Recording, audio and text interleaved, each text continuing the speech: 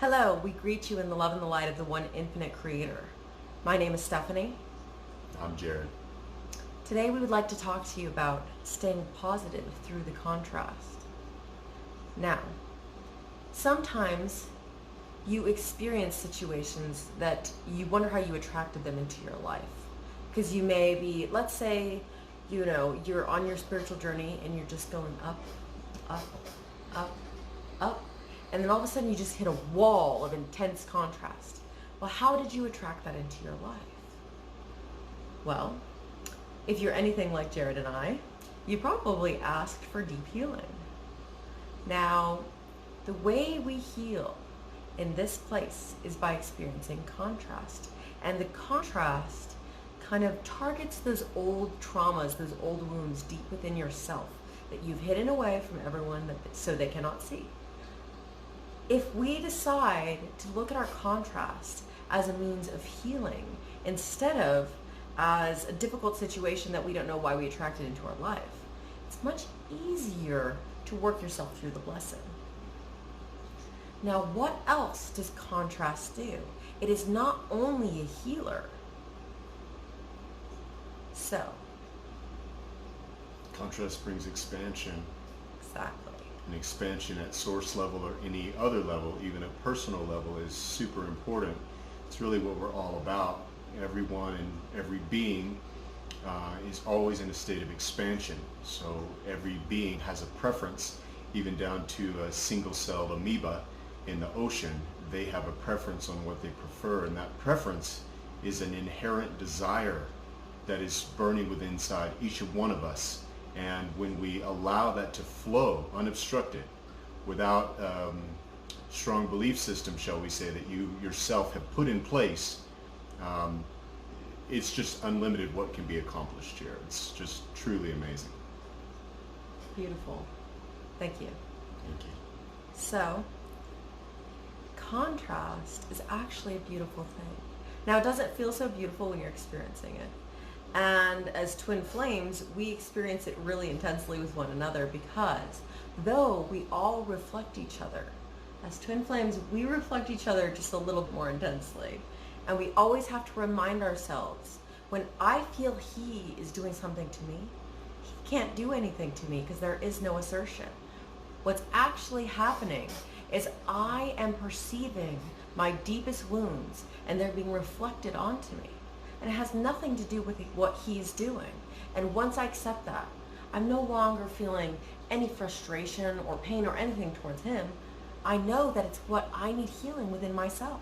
And so that's when I take a moment and go, okay, why am I having these feelings? What has happened to me previously that might make me feel this way? And as those feelings come up, we embrace them, we forgive and understand them, and we let them go. Absolutely, that's great, Stephanie. I would add that, just the reflection thing is constantly going on, whether you're a twin flame or not. Every person is a reflection of you back to yourself. And so just like there is no assertion here, nobody is doing anything to you, but you're actually doing it to yourself.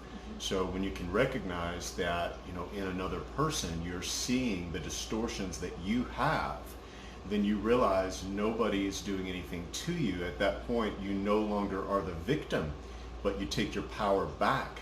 And it is a really transformational knowing, just to be in that place and have that place of knowing it. I think it's super valuable.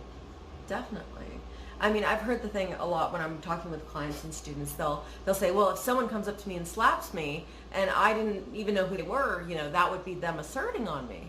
And I would say to them, what vibrational experience have you been having? What vibration are you putting out into the universe? Because that vibration brought you that slap. Now, this goes with the karmic wheel, like what have you done to others, but that's not always it, because it's not that you necessarily went up and slapped someone. Maybe that is just a very deep area of healing for you, and what you need to do is search within yourself. What vibration was I really putting off? Was I really as high as I thought I was feeling, or was I having those thoughts of doubt? And was I truly speaking my truth and knowing that the lies don't really see what's going on here. And once you let go of the blaming others and even blaming yourself, there's no need for blame, because everything that happens here is necessary and it's needed. And so there are no mistakes. Everything is for your highest good at all times.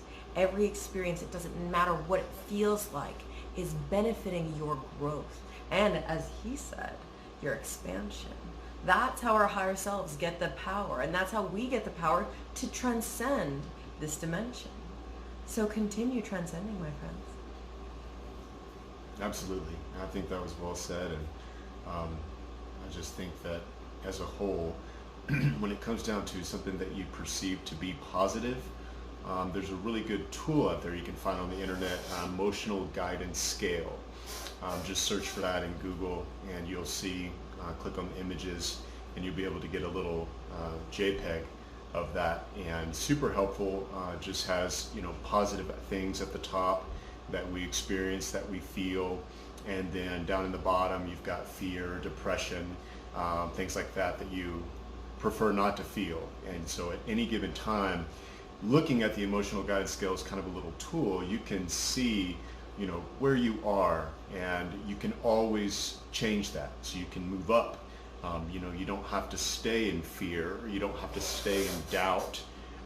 You don't have to be depressed. You can truly transcend that just by thinking a different thought, taking action, and moving yourself to a much higher place. Awesome. So again, thank you for being with us today. In our next video, we do want to talk about one of our techniques that we share when we have contrast between each other. And it's a way that we're able to handle that contrast. So we hope that you are ready for more. So thank you. And we leave you now in the love and the light of the one infinite creator. Namaste. Namaste.